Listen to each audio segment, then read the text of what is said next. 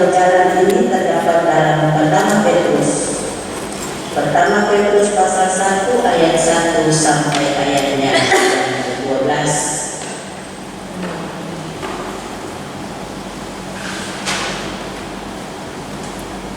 Pertama Petrus pasal 1 ayat 1 sampai ayatnya yang ke-12.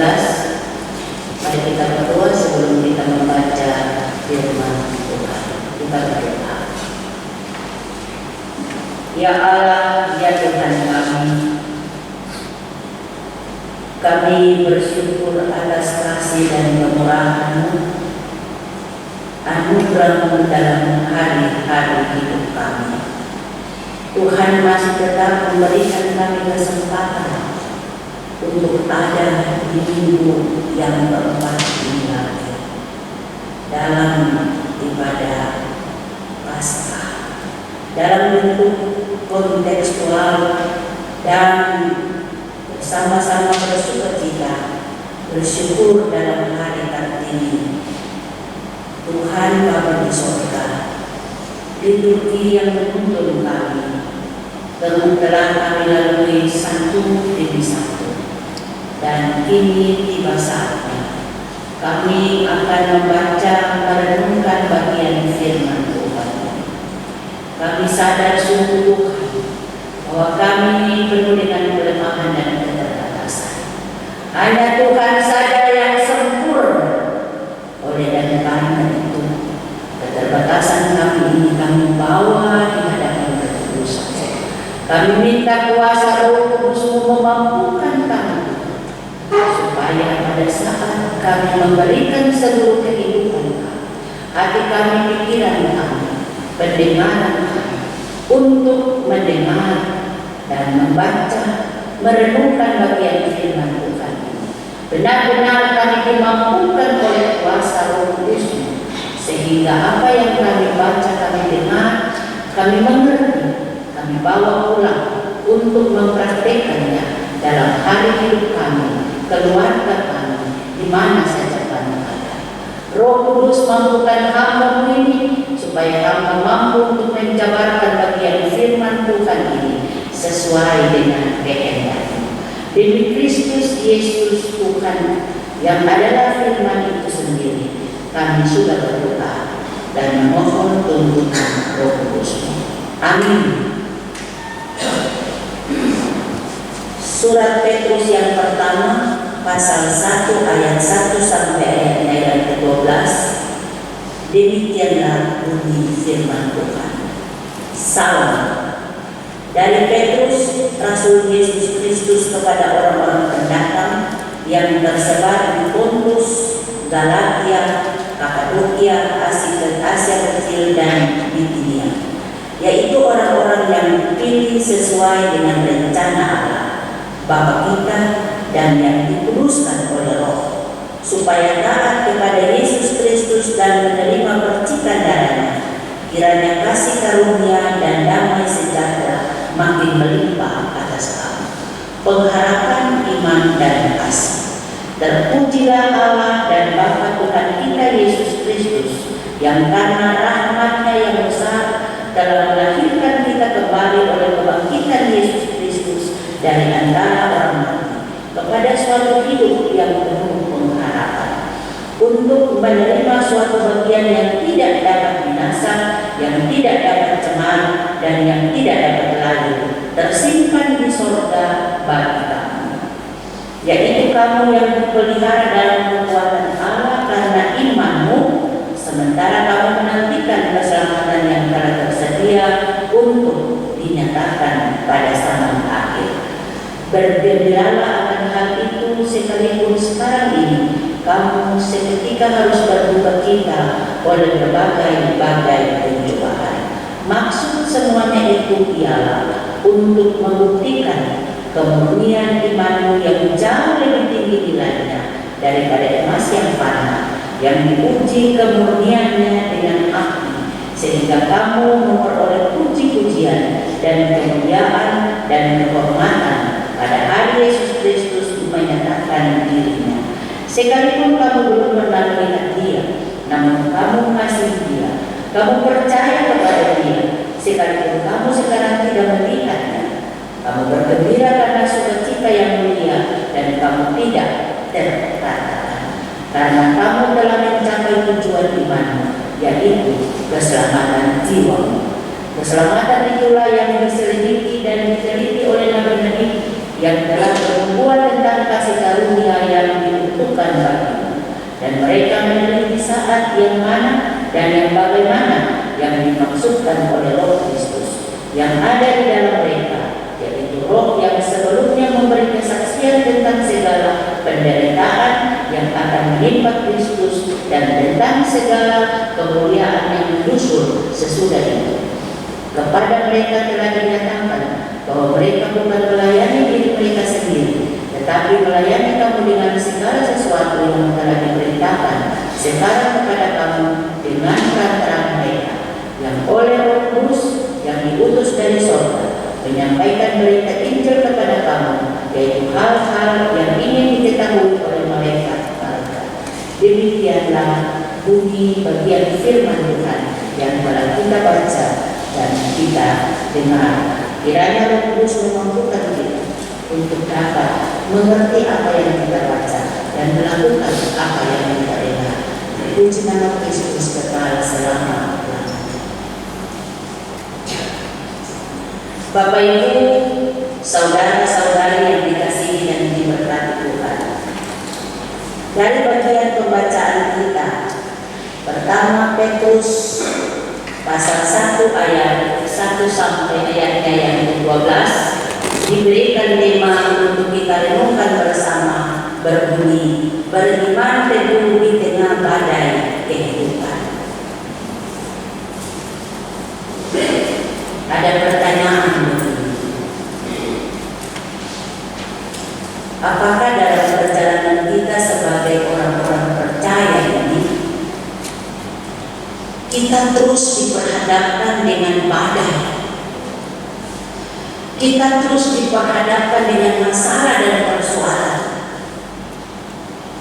sehingga kita harus dituntut untuk beriman teguh hanya pada Tuhan, sehingga untuk menjalani kehidupan yang penuh dengan badai, tantangan, persoalan itu kita tetap teguh, kita tetap berdiri di atas kasih Kristus Yesus. Sudah tentu ajaran Kristen GKI di tanah Papua dogma kita mengajarkan bahwa di dalam perjalanan kehidupan orang percaya tidak akan terlepas dari yang namanya persoalan, dari yang namanya masalah. Mengapa kami orang percaya ini selalu diperhadapkan dengan masalah persoalan? Karena masalah dan persoalan itu membuat kita beriman semakin diuji dan bertahan sebagai umat kepunyaan. Bapak Ibu, saudara-saudari jemaat yang dikasihi Tuhan, selama hidup di dunia ini sebagai anak-anak Tuhan, sebagai orang Kristen, sebagai orang yang beriman, pada saat Tuhan masih memberikan napas hidup, pasti saja ada masalah yang akan kita hadapi. Namun kita dituntut untuk tetap setia supaya tidak tenggelam dalam berbagai pencobaan hidup, bahkan sampai kepada yang dikatakan putus asa, apalagi sampai dikatakan murtad atau menyangkal Tuhan. Karena ini bukan hal baru lagi. Banyak orang tidak tahan masalah persoalan, mereka bisa lari meninggalkan Tuhan itu yang disebut murtad itu. Bapak, Ibu, saudara-saudari yang dikasihi dan diberkati Tuhan, Dalam bagian pembacaan kita pada ayatnya yang pertama dan ayatnya yang kedua, di sini dikatakan bahwa surat ini berasal dari Petrus, Rasul Yesus Kristus, yang ditujukan kepada orang-orang pendatang yang tersebar di Pontus, Galatia, Kapadokia, Asia Kecil dan Bitunia. Selanjutnya dikatakan orang-orang yang disebutkan di atas adalah orang-orang yang dipilih sesuai dengan rencana Allah Bapa kita dan yang dikuduskan oleh Roh supaya taat kepada Yesus Kristus dan menerima percikan darahnya. Petrus menyebut mereka umat pilihan Allah. Sebutan yang dahulu menjadi milik bangsa Israel Bapak ini. Tetapi karena bangsa Israel gagal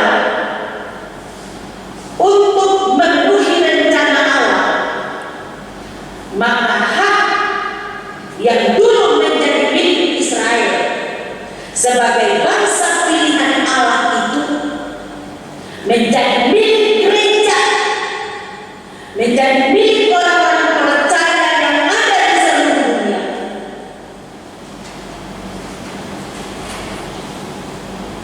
Yang menerima kasih karunia Allah di dalam Yesus Kristus. Jadi Bapak Ibu dan saya, kita bangga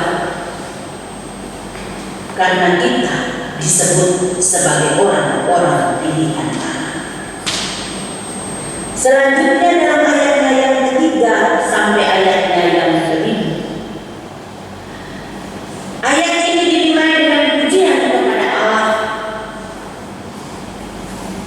pujian kepada Bapa Tuhan kita Yesus Kristus, karena rahmat-Nya yang besar telah melahirkan kita kembali dari orang yang berdosa menjadi orang yang benar-benar menjadi pilihan Allah.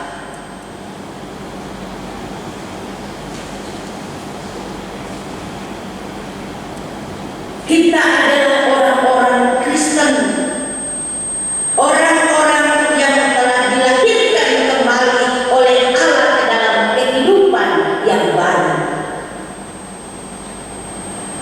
Ini merupakan karya Allah semata Bapak Ibu Saudara. Bukan karena usaha kita, bukan karena usaha manusia. Bukan karena kita berbuat baik, bukan karena kita memberikan sesuatu kepada orang lain. Tetapi ini adalah karya Allah untuk manusia menerima suatu bagian yang tidak dapat binasa,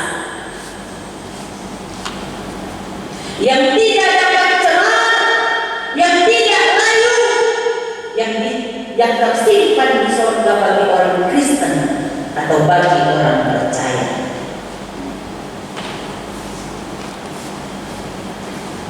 Orang percaya selalu dipelihara dalam kekuatan Allah karena iman orang percaya. Orang percaya, orang Kristen menjadi milik pusaka Allah, dan milik pusaka orang Kristen adalah sukacita yang penuh yang sedang menantinya di surga.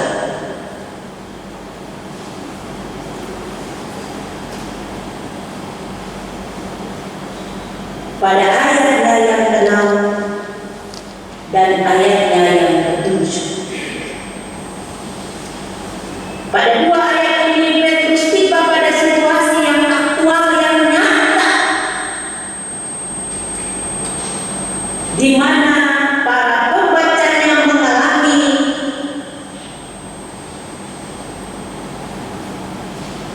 keyakinan, kepercayaan mereka kepada Yesus Kristus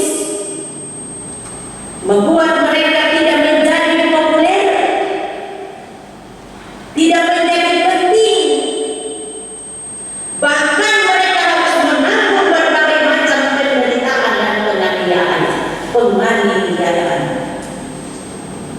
bagi orang-orang yang tadi saya sebutkan dalam ayat 1 sampai ayatnya yang kedua ini.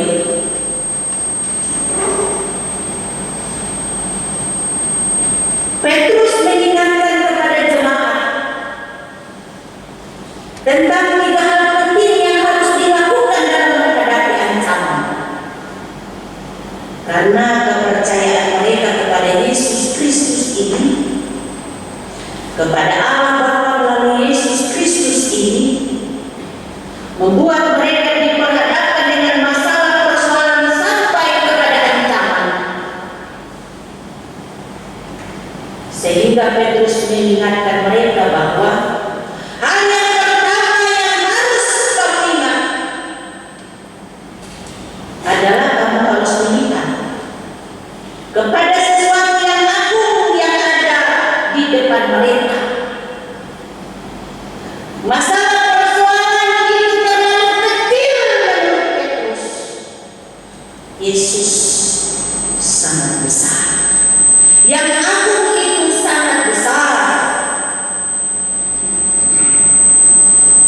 Yang ada di depan mereka. Petrus mengingatkan mereka bahwa setiap pencobaan merupakan ujian untuk memperkuat dan memulihkan iman mereka.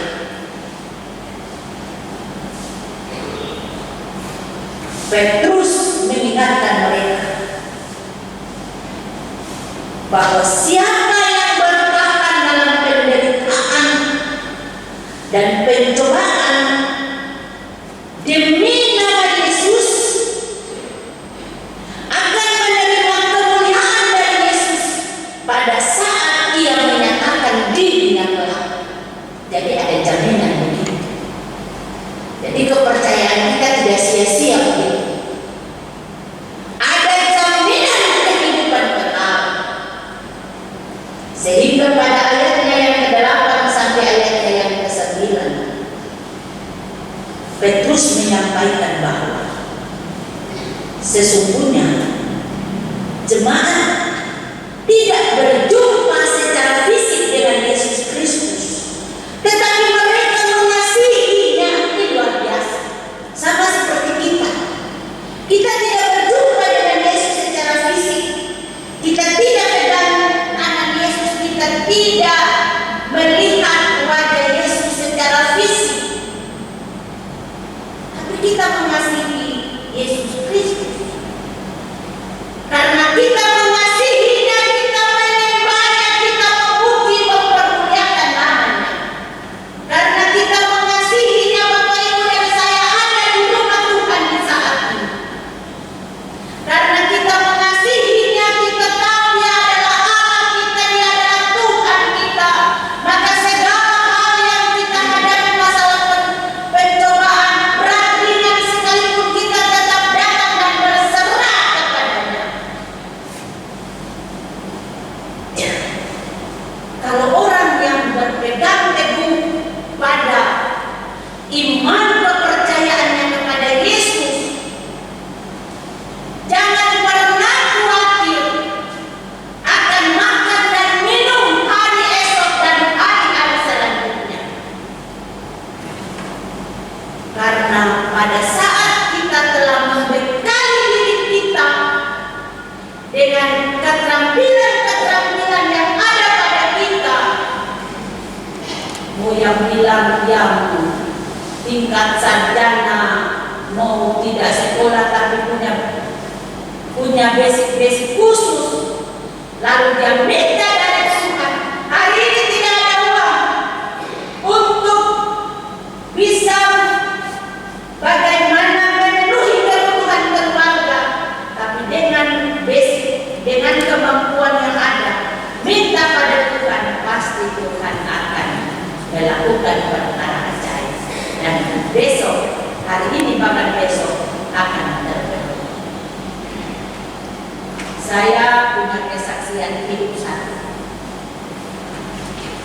saya hidup dengan anak-anak bos.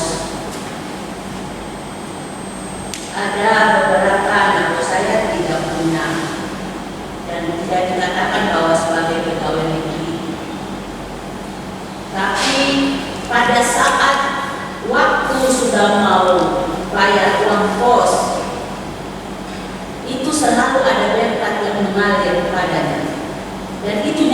Bapak Ibu, kalau sudah tanggal 20 ke atas, itu pasti ada orang yang datang untuk menawarkan jasa. Pada saat dia melakukan apa yang menjadi basicnya, maka berkat itu mengalir dan mengalir dalam kehidupan rumah tangga.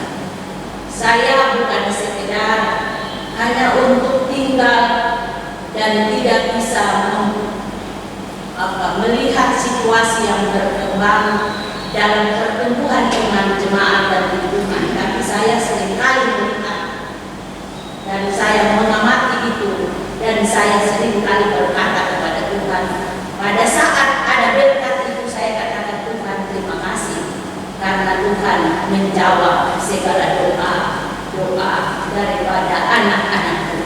Seperti ini, karena saya sangat tahu benar kehidupan pribadi mereka dengan Tuhan, rajin beribadah, dan kehidupan keluarga mereka dijadikan contoh dan teladan bagi lingkungan di mana kita ada. Oleh dan karena itu, Bapak-bapak dan Ibu-ibu sekalian, bertahan dalam berbagai penderitaan dan pencobaan itu benar janji Tuhan. Apa yang dikatakan dalam firman Tuhan kita, bahwa kita akan menerima kemuliaan dari Yesus Kristus pada saat Dia menyatakan dirinya kelak. Bapak Ibu yang dikasihi dan diberkati Tuhan, kita memang tidak melihat Yesus secara fisik, tapi kita sangat mengasihinya, kita sangat percaya kepadanya. Rasul Petrus berkata bahwa mereka tidak berjumpa secara fisik dengan Tuhan. Mereka tidak pegang tangan Tuhan. Mereka tidak melihat secara langsung, tapi mereka mengasihi. Dan mereka terus merasa bersuka cita.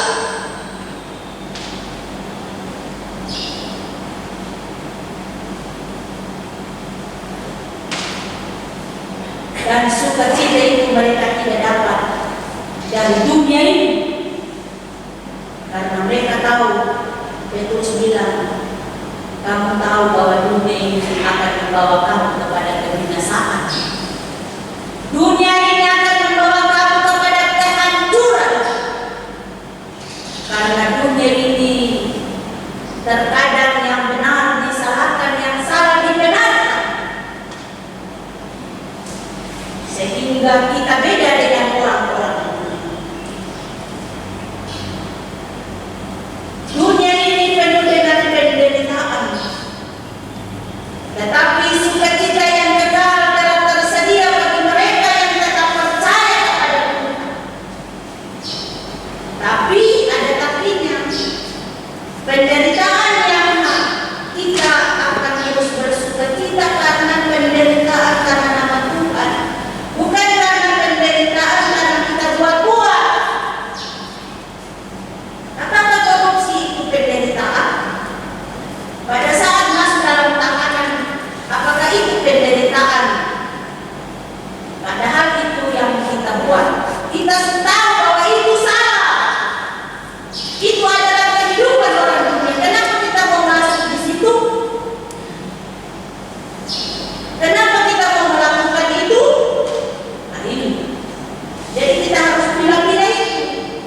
Jangan semua kita bilang, ya Tuhan izinkan saya ada di depannya. Terus tahu bahwa nanti kalau lakukan itu masuk penjara. Nanti di sana berhubung minta ampun sampai. Padahal kalau kau tidak buat itu, kau tidak ada di sana. Tapi ada orang juga yang berkata, bisa lakukan itu supaya saya menolong orang.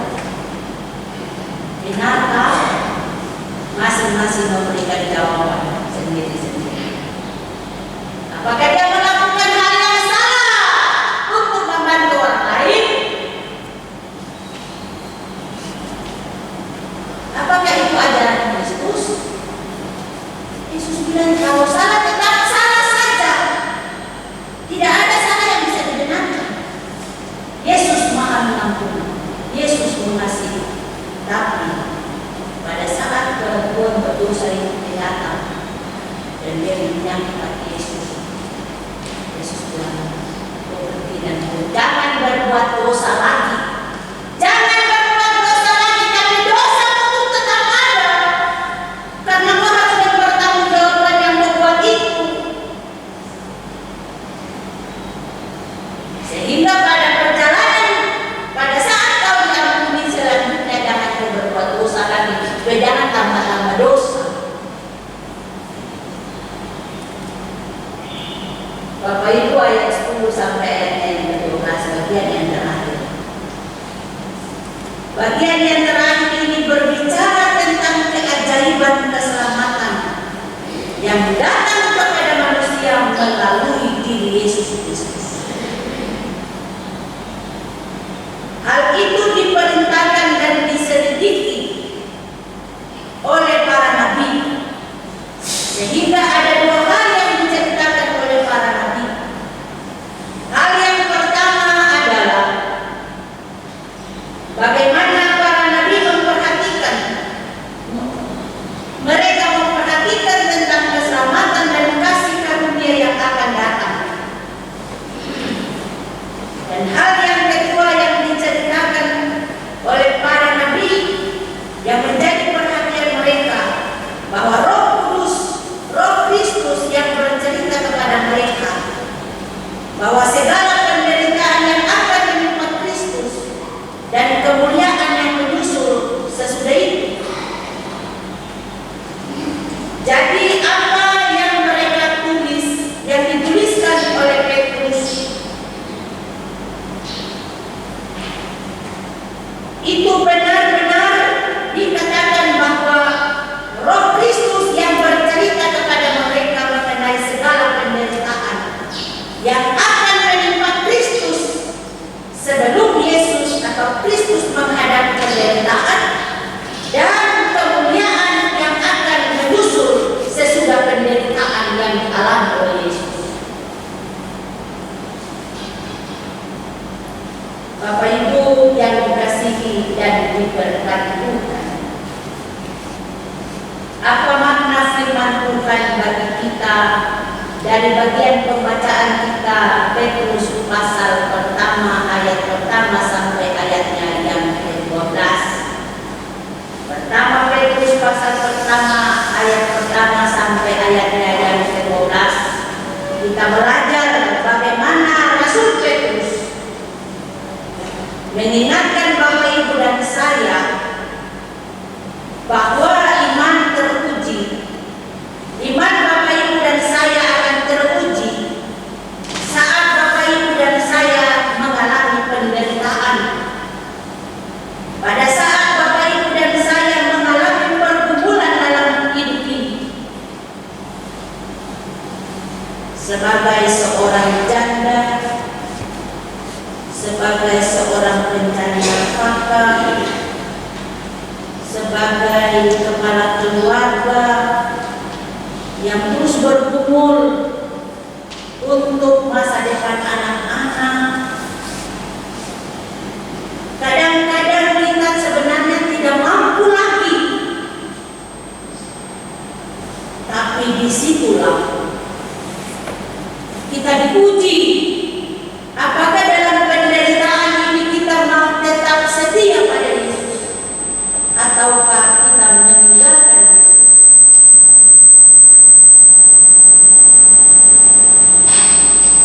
Rasul Petrus menulis surat ini dalam rangka atau dengan tujuan untuk menguatkan dan menghibur jemaat di tengah penderitaan. Penderitaan yang jemaat hadapi. Petrus berkata, kamu luar biasa. Kamu tidak lihat Yesus secara fisik, walaupun kamu ada dalam penderitaan, tapi kamu tetap mengasihinya. Kamu tidak layu, kamu tetap tegar, bahkan kamu tetap merasa bersuka cita. Dan Rasul Petrus mengingatkan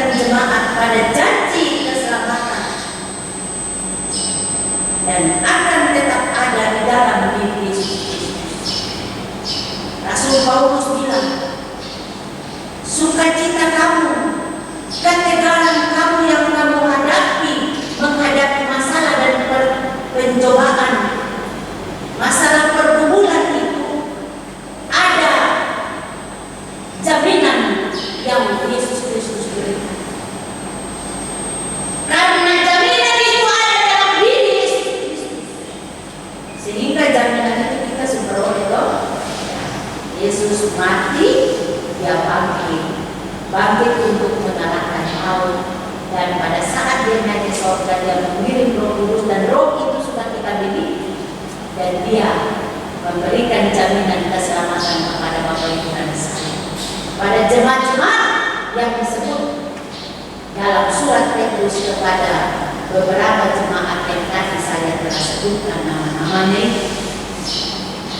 Karena itu Bapak Ibu dan saya jemaat diminta untuk tetap teguh dan berdiri kokoh di atas dasar iman mereka kepada Tuhan Yesus Kristus. Sekarang kita bilang kita beriman, bertanya pada diri, iman seperti apa kita? Iman yang sesungguhnya kah? Iman hanya di diri saja? Ataukah iman supaya jangan orang bilang kita tidak beriman? Tetapi Petrus dalam suratnya kepada jemaat-jemaat dan juga kepada kita, bahwa iman yang sesungguhnya adalah iman yang dimiliki, yang pada akhirnya timbul dari hati yang paling dalam dan keyakinan yang sungguh, sehingga di dalam menghadapi masalah persoalan kita tidak goyah. Itu namanya iman yang terpuji, iman yang sangat terpuji. Karena ada banyak penderitaan yang kita jumpai dalam kehidupan kita ini. Penderitaan karena sakit penyakit itu tidak sembuh-sembuh. Ayo sudah berdoa, kalau ada jawaban pasti tinggal sudah. Kau pergi cari tetes apa yang ada di situ, ada di zaman saya sudah bisa. Itu berarti kita sudah tidak lagi beriman sungguh kepada Yesus. Memang betul tete itu juga punya kandungan. Tapi di mana kaitan iman Bapak Ibu dan saya? Iman kan yang berapa? Kecelakaan yang kita alami, anak-anak, yang kekerasan, apalagi kita sebagai ibu, kekerasan fisik, psikis dari suami. Terkadang suami bilang saya terpukuli secara fisik, tapi kata-kata juga itu namanya tanpa sadar mematikan karakter, dan itu penderitaan bagi kita istri-istri. Bapak-bapak diminta untuk tangan ini kasih berlari-lari istri, tangan ini cari berkat bawa pulang istri ke rumah, tangan ini tuntun anak-anak berjalan ke sekolah minggu, tangan ini peluk istri bawa masuk ke gereja, hati ini kasih untuk Tuhan supaya tetap mengasihi keluarga besar. Jangan menyakiti hati istri, karena dari istri itu lahirlah keturunan daripada bapak-bapak sendiri, keturunan hamba-hamba laki-laki. Dan karena itu kita laki-laki juga berasal dari seorang perempuan mama. Kita harus menghargai perempuan, kita harus menghargai istri. Di hari Kartini ini bapak-bapak tolong berikan perhatian satu hari saja untuk mama. Katakan, mama hari ini kau tak usah kerja, saya kerja. Hari ini mama kau tak usah cuci, saya mencuci. Hari ini mama kau tinggal, kau pergi sudah di mall jalan-jalan, ambil uang itu kau jalan pulang kerja sendiri. Pastikan saya jaga anak-anak saya, masak kau pulang kau makan saja. Bisa nggak bapak-bapak? Bisa kan? Bisa. Ya, mama-mama deh. Bapak-bapak waktu berjalan tuh kan, bapak-bapak paling sayang. Itu toh, bapak-bapak rumah itu atau sayang apa? Pas jalan begini kita sonto, aku kasihan pegang kaki dan sapu-sapu jadi yang kita topi di batu. Tapi sejak jalan ini, perjalanan kehidupan ini, lahirkan satu budi berubah dari apa? Dari kita, dari biola, bentuk tubuh sudah mulai berubah, yang tadi itu jalan lagi bilang, pas untuk bilang di mata tarik mati. Jadi jangan sampai seperti itu. Tapi saya dia ingat masa-masa yang lalu supaya saya itu tetap terbawa sampai pada oma. Saya kalau jalan di sana itu kadang-kadang saya malu kalau menyeberang di dalam di sana dia pegang saya anak baru dia mau pegang saya tutup saya malu untuk orang, tapi saya bangga juga karena tidak banyak suami yang beda dia istri menyeberang dari sebulan sampai di rumah saya bilang, Bapak terima kasih, luar biasa. Orang tadi itu pegang saya kanan tuh, orang berpikir dua, saya sudah kuat lagi karena sambung ini sudah sakit. Tapi yang kedua orang bilang, Bapak itu pada saya dia tua ya.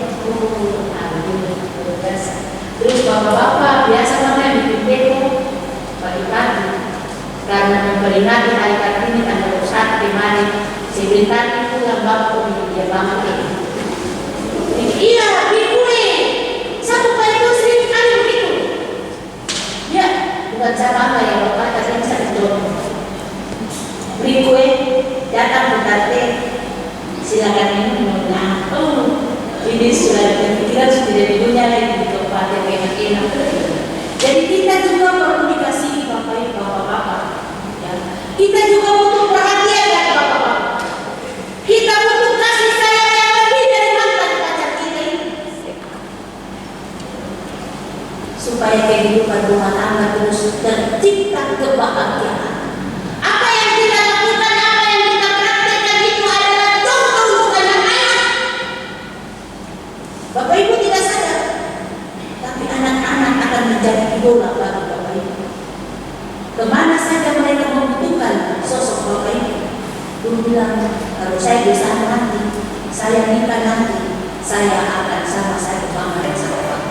Sayang sama mama, sayang sama Bapak. Luar biasa. Kita tidak perlu kecewa dan putus asa Bapak Ibu dalam menjalani hidup. Karena di balik pencobaan Allah turut bekerja.